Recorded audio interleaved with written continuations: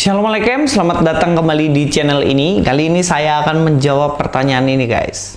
Pertanyaan ini berasal dari Talesa Marta. Apakah Yohanes Pembaptis makan serangga atau tumbuhan? Karena ada yang bilang belalang yang dimakan Yohanes Pembaptis adalah tumbuhan yang namanya belalang. Oke, di sini saya akan menjelaskan dari dua sisi ya. Belalang yang dimaksud bisa jadi itu adalah serangga, tapi bisa jadi dia itu adalah tanaman atau tumbuhan. Yang pertama, saya akan memulai dari Imamat pasal yang ke-11 ayat 22. Inilah yang boleh kamu makan dari antaranya, belalang-belalang menurut jenisnya, yaitu belalang-belalang gambar menurut jenisnya, belalang-belalang kunyit menurut jenisnya, dan belalang-belalang padi menurut jenisnya.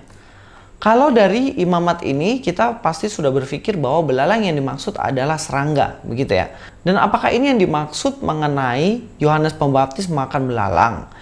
Ya bisa jadi begitu, bisa jadi belalang serangga ini. Tetapi kita harus melihat secara menyeluruh juga bahwa ada belalang yang merupakan tumbuhan pada zaman itu. Dalam Matius 3 ayat yang keempat dikatakan, Yohanes memakai jubah bulu unta dan ikat pinggang kulit dan makanannya belalang dan madu hutan.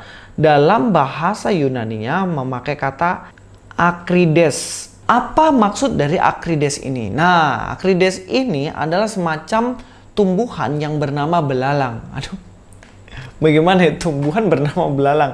Ya sama kayak teman-teman punya tikus kasih nama kucing, atau punya anjing namanya adalah kambing, misalnya gitu ya.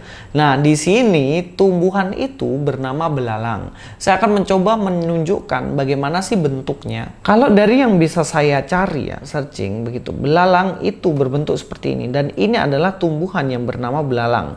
Dan ini biasanya dimakan oleh orang-orang pada zaman itu. Kalau begitu, bisa jadi yang dimakan oleh Yohanes Pembaptis adalah belalang ini, dalam arti tumbuhan ini.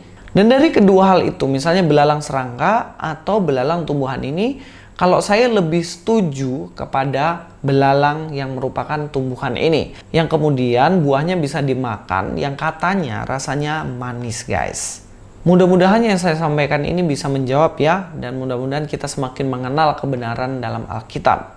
Terima kasih yang terus mendukung video-video dalam channel Kata Alkitab ini, dan jangan lupa di-share ke banyak orang supaya menambah pengetahuan kita akan Alkitab dan akan kebenaran firman Tuhan. Luis Prasetyo sini, God be with you all.